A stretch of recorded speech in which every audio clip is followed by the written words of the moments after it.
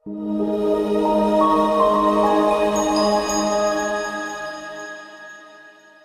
စ်တော်ညီကိုရော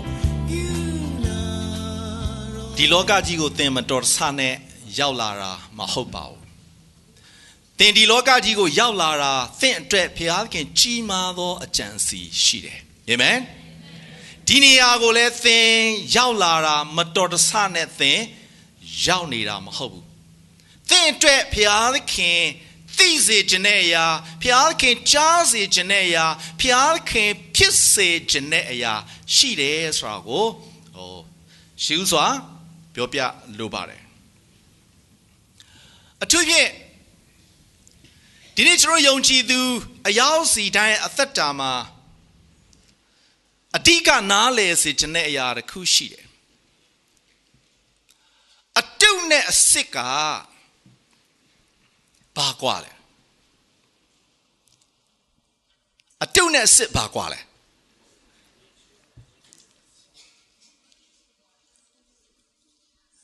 ကဲအတုနဲ့အစစ်ဘယ်ဟာလိုချင်လဲ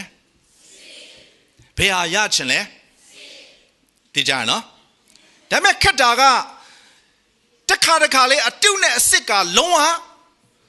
ခွဲလို့မရဘူးအတုကအစစ်တက်တော်မှာအတုကအစစ်တက်တော်မှာပို့ကောင်းနေတော့ဒါပဲလိုချင်တာတကယ်တမ်းအတုကဲမိတ်တူနဲ့အစစ်ဘယ်ဟာလိုချင်တယ်ဒီနေ့ပြောပြချင်တယ်ချစ်တော်ညီကိုတို့ခရိယန်တော်များကလေခရိယန်ရဲ့အသုံးနှုန်းတွေကိုသုံးပြီးတော့မှလိုက်တူတယ်လိုက်ပြောတယ်တူနိုင်သမျှလေသံကအစအတူယူတယ်ပြီးတော့မှလူချိုက်အောင်စ조사ပြီးတော့နေတယ်သို့တော်လည်းပဲယေရှုခရစ်တော်ရဲ့စိတ်သဘောမိမိရဲ့အထဲမှာရှိလာဖို့ရန်အတွက်ဘလို့ခံယူရမလဲဆိုတာဂရုမစိုက်ဘူးတတိမမူဘူးမသိကြဘူးအလင်းလင်းရမယ်လို့တော့ဟောပြောတယ်စ조사ကြတယ်ဒါပေမဲ့အလင်းမဖြစ်သွားဘဲနဲ့လင်းအောင်စ조사ရင်နဲ့တည်သွားကြတယ်ကျွန်တော်ပြောတာသဘောပေါက်လာတော့မသိဘူးအလင်းလင်းရမယ်လို့ဟောပြောတယ်စ조사ပြီးတော့အသက်ရှင်တယ်အလင်းမဖြစ်ပဲနဲ့လင်းအောင်စ조사ရင်သေကုန်ကြတယ်ယေရှုခရစ်တော်လောက်တဲ့အလုပ်မျိုးလိုက်လုပ်တယ်ယေရှုခရစ်တော်ပြောတဲ့စကားအတိုင်းတိကျလိုက်ပြောနေပေမဲ့ယေရှုခရစ်တော်ရဲ့စိတ်သဘောမရှိယေရှုလုပ်သလိုလိုက်လုပ်တယ်ယေရှုပြောသလိုလိုက်ပြောဒါပေမဲ့အလင်းဖြစ်တဲ့ယေရှုနဲ့တူအောင်တူနေကြတယ်ယေရှုနဲ့တူအောင်အပြောဆိုအကျင့်ကြံတွေသင်ဘလောက်ပဲတူမိတ်တူကအစစ်မဟုတ်ဘူးတဘောပေါက်လာတော့မသိဘူးသင်တူနေခြင်းကမိတ်တူပဲအစစ်မဟုတ်ဘူးအတုကအတုပဲအစစ်မဟုတ်ဘူးအဲ့တော့ကိုဘေးရလို့တစ်ချက်လောက်ပြောအောင်တကယ်ချင်းသင်ကအတုလားအစစ်လားလို့ပြောအောင်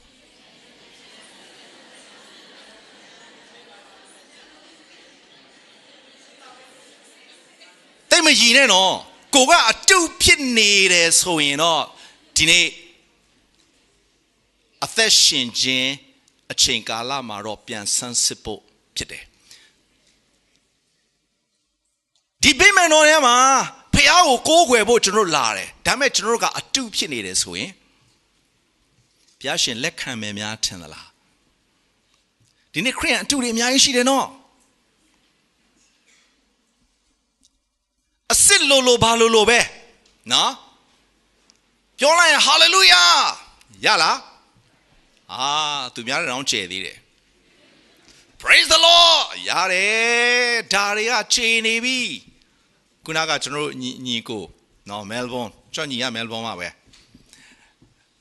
တသက်ခံတယ်လို့ပေါ့သူများရှေ့မှာတော့အထင်ကြီးစရာပေါ့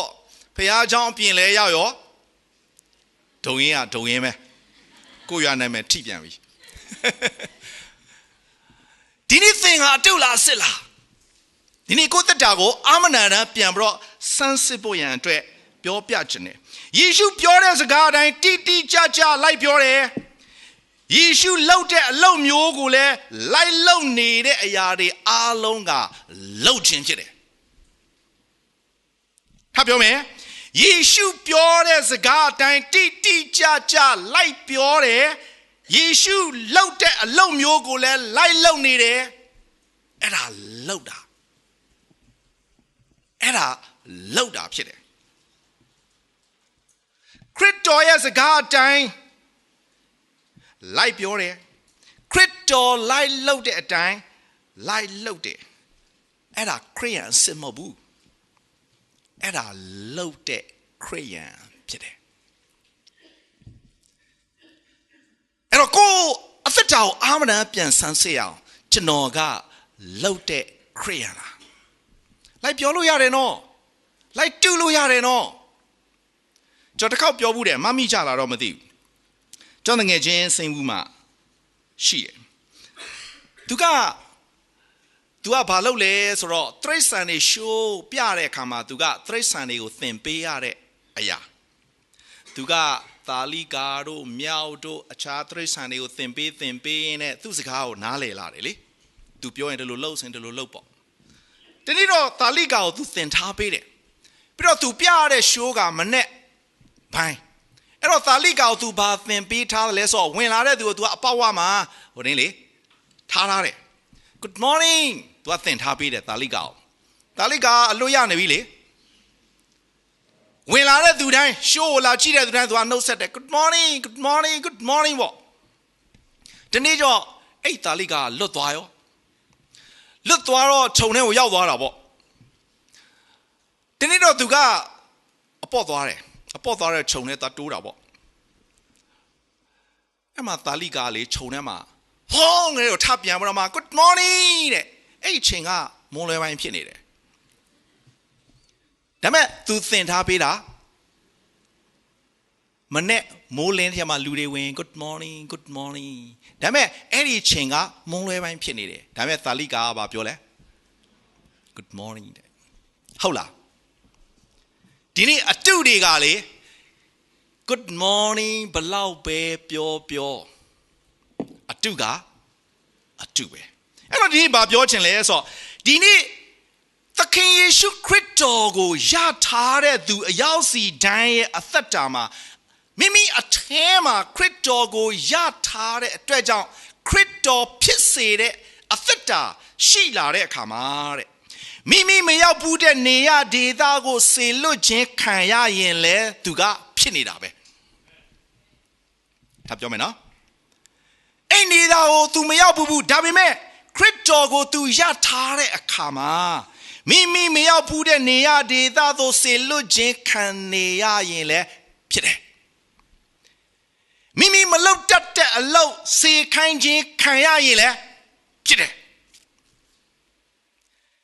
ပြီးတော့မှမိမိနဲ့မသိပါဘူးမိမိရဲ့လူမျိုးလည်းမတူဘူးဘာသာစကားလည်းမတူပါဘူးတို့လည်းပဲဘယ်လူမျိုးကြားထဲမှာပဲနေဖြစ်တယ်သင်မင်းရဲ့ရိတ်လွှမ်းမိုးသောဂျိုင်းတဲသို့ရှောက်သွားရရင်လည်းဖြစ်တယ်သုံးစရာငွေတပြားမှမရှိရင်လည်းဖြစ်တယ်ဘာဖြစ်လို့လဲသိလားဖြစ်တဲ့အရှင်ကိုသူယထားသောကြောင့်ဖြစ်တယ်သင်ဖြစ်နေရင်သင်ပေးစရာမလိုဖြစ်နေတယ်ဟန်ဆောင်လို့ရတယ်နော်ဒါပေမဲ့သင်မဖြစ်နေဘူးဆိုရင်သင်ကအတုပဲသင်ကအစစ်မဟုတ်ဘူးထပ်ပြောမယ်ကိုပေးရလို့တကယ်ချင်းသင်ကအတုလားအစစ်လားလို့ပြော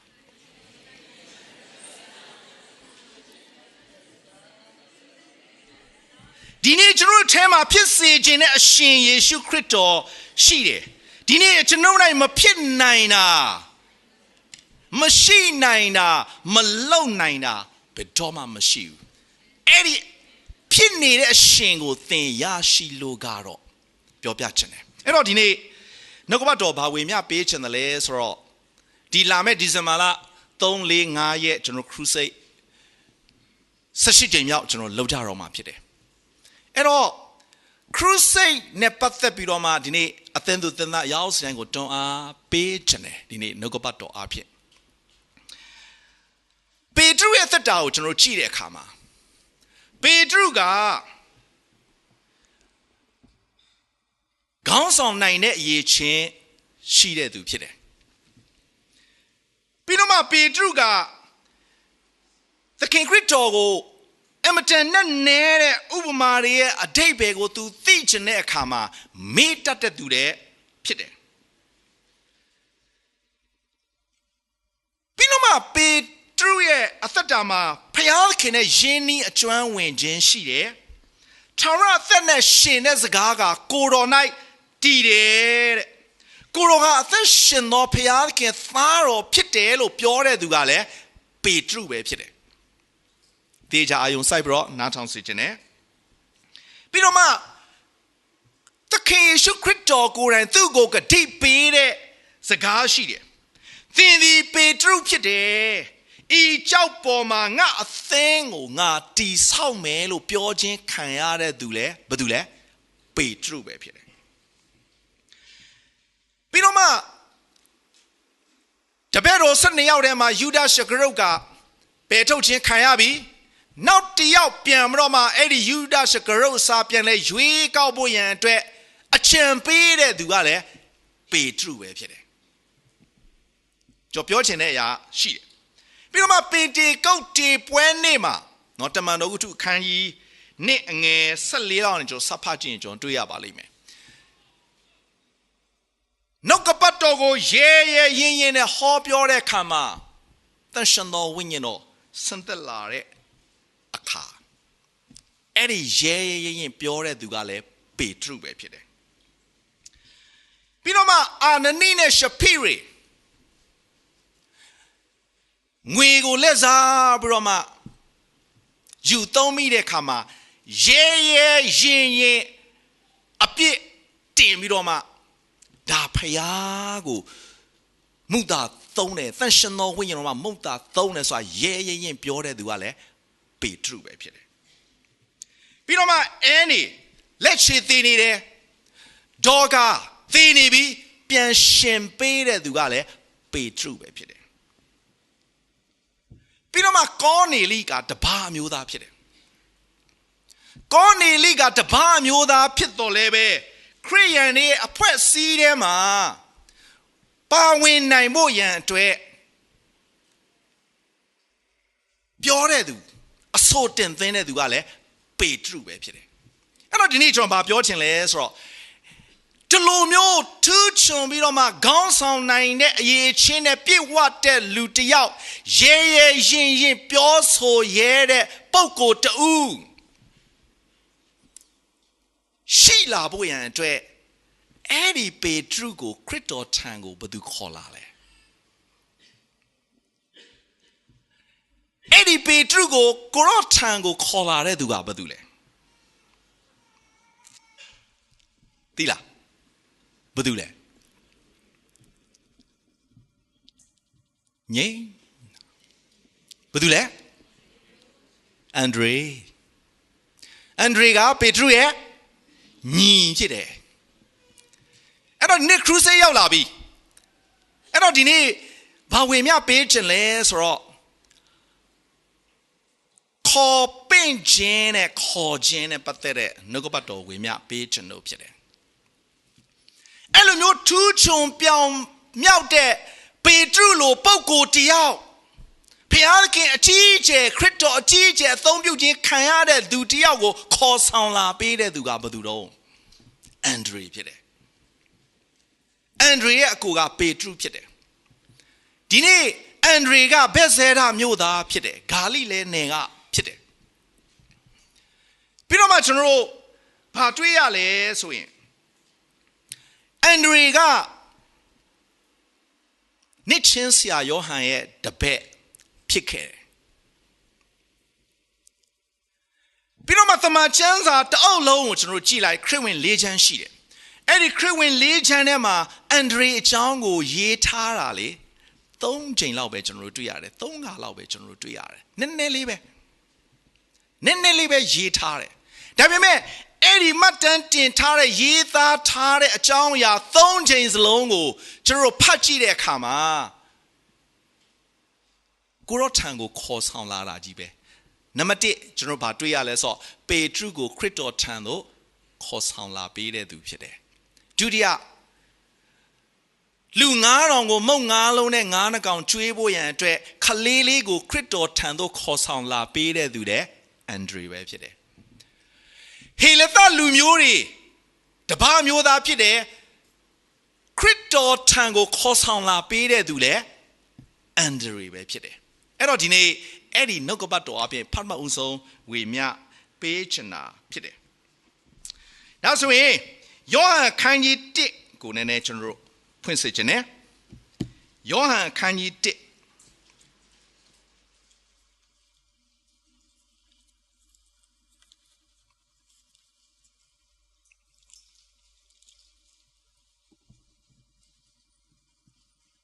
အငယ်41ကိုဖတ်စေချင်တယ်ချစ်စွေကျွန်တော်လိုက်ဆိုပေးပါထိုသူသည်မိမိအကိုရှိမုံကိုရှေးဥစွာတွေ့လျင်ငါတို့သည်မေရှိကိုတွေ့ကြပြီဟုပြောဆိုလျက်သူကိုယေရှုထံသို့ပို့ဆောင်လေ၏ဒါဆိုရင်အန်ဒရီကပေတရုကိုဘသူစီကိုပို့ဆောင်ပေးလဲသခင်ယေရှုခရစ်တော်စီကိုပို့ဆောင်ပေးတဲ့သူဖြစ်တယ်ဆိုတာကိုကျွန်တော်တို့တွေ့ရတယ်အဲ့တော့ချစ်တော်ညီကိုတို့အန်ဒရီကဘသူကိုခေါ်ဆောင်လာပေးလဲပေတရုကိုခေါ်ဆောင်လာပေးတယ်ပေတရုကဘသူလဲသူ့ရဲ့အကိုအဓိကကျွန်တော်ပြောချင်လဲဆိုတော့ဒီနေ့ခရစ်တော်ထံကိုကျွန်တော်ခေါ်ဆောင်လာဖို့ရန်အတွက်နံပါတ်1ကျွန်တော်အိမ်တော်မိသားစုကျွန်တော်နဲ့အနီးဆက်ဆုံးသောသူတွေစီကနေကျွန်တော်ခေါ်ဆောင်လာတတ်ဖို့ရန်အတွက်ဒီနေ့ပထမချက်အနေနဲ့နိုးစော်ခြင်းတယ်တခါလေကျွန်တော်ယုံကြည်သူရဲ့အသက်တာကဘာဖြစ်နေလဲဆိုရင်အခြားသူတွေကိုတော့လေကျွန်တော်ဂယုစိုက်တာပဲသူတို့ခရစ်တော်ကြောင့်သိပြောပြချင်တာပဲသိဖြစ်စေချင်တာပဲသိပြောင်းလဲစေချင်တာပဲဒါပေမဲ့ကိုယ်အချင်းချင်းကြတော့ကိုမိသားစုတွေကြတော့စကားတော့မပြောနိုင်ကြဘူးမပြောင်းလဲစေချင်ဘူးလား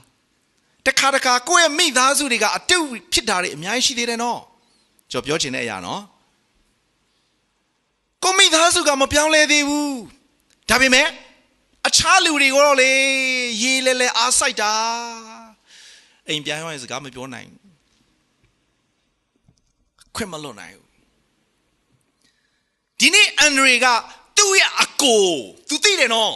သူ့ရဲ့အကိုပေတရုကထက်မြက်တဲ့သူဖြစ်တယ်သူသာခရစ်တော်နဲ့တွေ့သွားရင်တော့အကြီးအကျယ်ဖခင်အသုံးပြုခြင်းခံရမယ့်သူဖြစ်တယ်ဆိုတာသူကောင်းကောင်းသိသောကြောင့်သူခရစ်တော်ကိုရခြင်းခရစ်တော်ကိုသူသိခြင်းသူ့ရဲ့အကိုကိုသွားခေါ်တယ်ခရစ်တော်နဲ့ပေတွေ့တယ်နော်ပြီးတော့တမန်ကျမ်းစာကိုကျွန်တော်ကြည့်ပါခရစ်တော်ရဲ့တပည့်တော်12ယောက်ထဲမှာပေတရုကထိတ်ကျဲပဲအန်ဒရီအကြောင်းကျွန်တော်သိမတွေ့ရဘူးသူများပြောတာတွေသိမတွေ့ရဘူးပထမဦးစားပေးတဲ့မှာမပါဘူး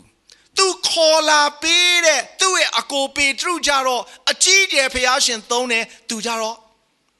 သိအသုံးပြုခြင်းမခံရပါဘူးဒုတိယလူပေါ့ဒါပေမဲ့အဲ့ဒီပထမလူဖြစ်လာဖို့ရန်အတွက်ခေါ်ဆောင်လာပေးတဲ့သူကဘာသူတော့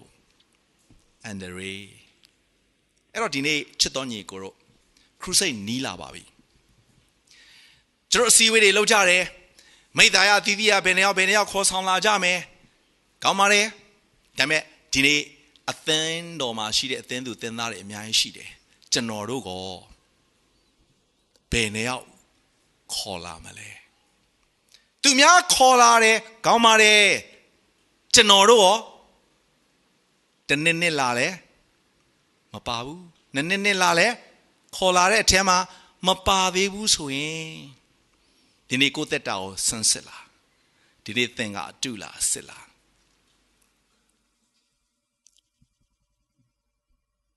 ပြီးတော့မှကျွန်တော်ပြောချင်တယ်ဆိုတော့ဒုတိယအချက်လူ9000ကိုကျွေးဖို့ရန်အတွက်မုံ9လုံးနဲ့9နှကောင်သူကခလေးလေးကိုခေါ်လာပေးတယ်တကယ်တော့လူ9000ကိုကျွေးဖို့ဆိုတာဒီမုံ9လုံးနဲ့9နှကောင်မဖြစ်နိုင်ပါဘူးသူလည်းသိတာပဲတမန်ကျမ်းစာကိုကျွန်တော်ဖတ်ကြည့်ရင်ခရစ်တော်ကဖိလိပ္ပုကိုစုံစမ်းဖို့ရန်အတွက်မေးတဲ့အခါမှာဟာဒန်နိုင်အပြားနေရာနဲ့သွားဝေရင်တော့မှတယောက်တစ်ဖက်စားရင်တော့မှဘလို့မှမလောက်နိုင်ဘူးတွေ့ချက်ပြတယ်ဒါပေမဲ့အန်ဒရီကလေအဲ့ဒီခလေးလေးကိုခရစ်တော်ထံကိုခေါ်ဆောင်လာတဲ့ဒီမုံဒီငါဒီလောက်ပဲဒါပေမဲ့ခရစ်တော်ထံကိုသူခေါ်ဆောင်လာရင်ခရစ်တော်ကအံ့ဩဖွယ်ရာလှုပ်ပေးနိုင်တယ်ဆိုတာသူသိတော်ကြောင့်သူခေါ်ဆောင်လာတာဖြစ်တယ်ဒီနေ့ချစ်တော်ညီကိုတို့ဒီနေ့နိုးဆော်ခြင်းနဲ့သင်ခေါ်ဆောင်လာမဲ့အရာလူတယောက်အားဖြင့်အလူငွေအားဖြင့်ဆုတောင်းပေးခြင်းအားဖြင့်အနှဲငယ်သောအရာဖြစ်ပေမဲ့ခရစ်တော်စီကိုသင်ယူဆောင်လာရင်ခရစ်တော်ကလေအံ့ဩဖွယ်ရာလူ9000ကိုတောင်မှကျွေးနိုင်တယ်နော်အဲ့တော့ဒီနေ့ရောက်စီတိုင်းကိုနိုးဆော်ခြင်းတယ်သင်ဘယ်ကဏ္ဍမှာပါဝင်ဖို့သင်ဆုံးဖြတ်ပြီလေကျွန်တော်ဒီမနေ့နှုတ်ကပတ်တော်ထားပြီးတော့ဆင်ခြင်တဲ့အခါမှာဒုတိယအချိန်လူငွေကကျွန်တော်ဂျွန်လာကလေးကစတင်ပြီးတော့ဒုတိယအချိန်လူငွေကောက်ခံပါတယ်အဲ့ဒါက crusade အတွက်ပေါ့ကျွန်တော်စဉ်းစားတယ်တစ်ခုပြီးတစ်ခုကိုရောဒီနေ့ကိုရောအတွက်ကျွန်တော်ဘယ်ဒီကဏ္ဍကနေပါဝင်ဖို့လဲကျွန်တော်တော့အတိကချီးမွမ်းကိုးကွယ်ခြင်းကတော့နေ့စဉ်နေ့တိုင်းဒါပါဝင်ရပါတယ်ဥဆောင်ရပါတယ်တခြင်းလဲအသစ်ဒီနေ့လဲဆက်ရေးဖို့အစီအစဉ်ရှိတယ်အဲ့တော့ဟိုတယ်မှာတဲတဲ့ခါမှာတယောက်ကိုဘယ်လောက်ကုန်ကြလဲဘာလို့အနေနဲ့များကျွန်တော်သိထားတယ်လေဖခင်ဒီနေ့တော့အနည်းဆုံး2ယောက်စား3ယောက်စား4ယောက်စားပါဝင်ဖို့ရန်အတွက်ဘာလို့ဒါကျွန်တော်ကိုယ်တိုင်တယောက်တည်းဆုံးဖြတ်ချက်ပေါ့နော်ပါဝင်ချင်ပါတယ်ကိုတော့လောက်တော့မလောက်ဘူးပေါ့နော်ခုနဆရာစောမင်းပြောပြသွားတယ်လို့ပေါ့လူအနည်းဆုံးနော်250 300 350လောက်အားလုံးတော့မတက်နိုင်ဘူးပေါ့ဒါပေမဲ့ကိုတက်နိုင်တဲ့အတိုင်းတာခုနကအန်ဒရီကမောင်9လုံးနဲ့9နှကောင်ရှိတဲ့ခလေးလေးကိုခေါ်ဆောင်လာတယ်မလောက်ပါဘူးဒါပေမဲ့ဒီခလေးလေးရဲ့မောင်9လုံးနဲ့9နှကောင်အပြင်လူ9000ကိုကျွေးလို့ရတယ်နော်ကိုတော်ကအံ့ဩဖွယ်ရာအလုတ်လုတ်နိုင်တယ်နော်အဲ့တော့သင်အသက်တာမှာရောဘယ်ကဏ္ဍမှာဘလို့ပါဝင်နေဆုံးဖြတ်ချက်ချပါဒီနေ့ပြင်ဆင်စေခြင်းနဲ့လောက်ငါမှာတော့မဟုတ်ဘူးဒါပေမဲ့ကိုတော်အံ့ဩဖွယ်ရာလှုပ်ပေးနိုင်တယ်သင်ဘယ်အထဲမှာဘယ်ကဏ္ဍမှာပါဝင်ဖို့ရန်အတွက်ဒီနေ့ဆုံးဖြတ်ချက်ချဖို့ရန်အတွက်နိုးစော်ခြင်းနဲ့ဒါအန်ဒရီရဲ့နှလုံးသားပဲပြီးတော့နောက်တစ်ချက်ကကျွန်တော်တို့ဗာတွေးရလဲဆိုရင်ဟေလသလူတွေယောဟန်ခန်း7ငယ်20 21ကိုကျွန်တော်တို့ဖတ်ကြည့်ရင်ကျွန်တော်တို့တွေ့ရပါတယ်ဟေလသလူတွေကခရစ်တော်ကိုမြင်ချင်တယ်တဲ့ဖိလိပ္ပုကိုလာပြောတယ်အကူညီလာတောင်းတယ်အဲ့တော့ဖိလိပ္ပုကလည်းအန်ဒရီကိုသွားပြောတယ်အန်ဒရီဘယ်လိုလုပ်မလဲအခုသူတို့ကကိုရောကိုမြင်ချင်တယ်အန်ဒရီကမဆိုင်မကြွပဲဟာကိုရောနဲ့ဘေးတွေ့မယ်ဒါသူ့ရဲ့နှလုံးသားသူ့ရဲ့နှလုံးသားတကယ်တော့ဟေလသလူမျိုးကတပါးမျိုးသားဖြစ်တယ်ဂျူးလူမျိုးတွေနေတဲ့ယူဒလူမျိုးတွေနဲ့သူတို့ယွန်ရှာတယ်သူတို့အဖက်မလုပ်ဘူးဒါပေမဲ့အန်ဒရီကဒီလူတွေလည်းဖျားနဲ့တွေ့သွားရင်အသက်ရှင်တဲ့ဖျားနဲ့တွေ့သွားရင်ဆိုရယ်နှလုံးသားချက်ချင်းပဲခုနဖိလိပ္ပုကတော့အန်ဒရီကိုသွားတိုင်ပင်သေးတယ်ဘယ်လိုလုပ်မလဲဒါပေမဲ့အန်ဒရီကတော့ကိုရောလှုပ်ရှုပ်ပါတယ်ဒါပေမဲ့ကိုရောထံကိုဒီလူတွေကို ခေါ်ဆောင်သွားပေးတယ်သူ့ရဲ့နှလုံးသားသူ့ရဲ့နှလုံးသားဒီနေ့ကျွန်တော်ရောက်စီတိုင်းအသင်သူသင်သားရောက်စီတိုင်းတို့ဒီနေ့ဖခင်ကိုမသိသေးတဲ့သူတွေအသက်ရှင်သောဖခင်ကိုသိဖို့ရန်အတွက်တချို့တွေကတော့နှလုံးသားရှိတယ်ဆိုတာကျွန်တော်ကောင်းကောင်းနားလဲတယ်ကျုပ်ကအကုန်ကြခံတယ်အချိန်ပေးတယ်အခုတွေကကောင်းသောမြေဖြစ်ဖို့ရန်အတွက်သူတို့ခရစ်တော်နဲ့တချို့လူတွေကခရုစိတ်ရောက်တာနဲ့ဘာမှသိပြောစရာမလိုဆရာတွေကနည်းနည်းပဲနှုတ်ကပတ်တော်ဝေမျှလိုက်တာနဲ့ခရစ်တော်လက်ခံခြင်းနေပြီဆိုတာကောင်းသဘောပေါက်တယ်ဘာဖြစ်လို့ဆိုတော့လှုပ်ထားတဲ့သူတွေကအားလုံးလှုပ်ထားပြီးသားပြင်ဆင်ထားပြီးသားလာတာနဲ့အပင်ပေါက်တော့တာပဲအဲ့တော့ဒီနေ့ချစ်တော်ညီကိုတို့ကျွန်တော်ရဲ့အသက်တာမှာအဲ့နှလုံးသားရှိဖို့ရန်အတွက်ဒီနေ့နိုးစောချင်တာဖြစ်ပါတယ်နံပါတ်1နားလေကိုမိသားစုကနေစတင်ပြီးတော့မှခရစ်တော်နဲ့သိသွားဖို့ရန်အတွက်ဒီနေ့အထူးနိုးစောချင်တယ်သင်မိသားစုမှာမပြောင်းလဲသေးတဲ့သူတွေရှိရင်ယခုတည်းကဆုတောင်းပြီးတော့ပြင်ဆင်မှာသူ့ကိုခရစ်တော်ထံသို့ခေါ်ဆောင်လာဖို့ရန်အတွက်နိုးစောချင်တယ်အခြားအပြင်လူမခေါ်ရလို့မဆိုလို့ဘူးနော်ခေါ်ပါတို့လည်းပဲသင်မိသားစုလည်းအရေးကြီးတယ်သူပြောင်းလဲရင်သူ့ရဲ့သက်တာမှာဘလောက်ထိဖခင်ကအသုံးပြုသွားမလဲဆိုတာကိုဒီနေ့နိုးစောချင်တယ်ဒုတိယအချက်မောင်ငါးလုံးနဲ့ငါးနှကောင်မှာခလေးလေးမဖြစ်နိုင်ပါဘူးဒါပေမဲ့သင်ခရစ်တော်ထံကိုခေါ်ဆောင်လာမယ်ဆိုရင်သင်ရဲ့ပါဝင်ခြင်းအရာတွေအားလုံးကဖခင်ကအံ့ဩဖွယ်ရာပြုလုပ်ပေးမှာဖြစ်တယ်ပြီးတော့နောက်ဆုံးချက်အနေနဲ့တပားမျိုးသားဟေလသလူဖြစ်လင်ကစားမဆိုင်မတော့ဘူးသူကကိုရောထံကိုခေါ်ဆောင်လာပေးတယ်ဒီနေ့အရောက်စီတိုင်းပြင်ဆင်ဖို့ရန်အတွက်နိုးစော်ခြင်း